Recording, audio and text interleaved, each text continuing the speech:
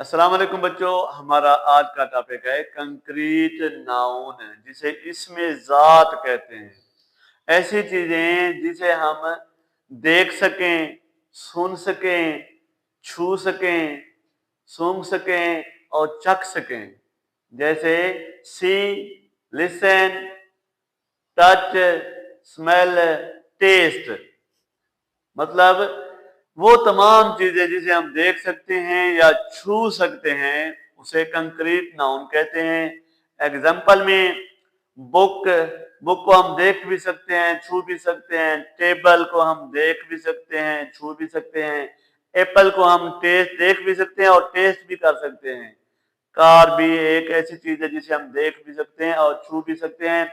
और टीचर, और इसी तरह वो हर चीज जिसे आप देख सकते हो और छू सकते हो उसे कंक्रीट नाउन कहते हैं।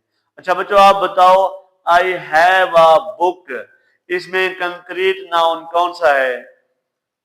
तो इसमें कंक्रीट नाउन बुक है। तो उम्मीद है आपको पहले की तरह जैसे हमने एब्स्ट्रैक्ट नाउन पढ़ा था, आज कंक्रीट नाउन पढ़ा है, तो आपको इन दोनों में फर्क समझ आ चुका होगा।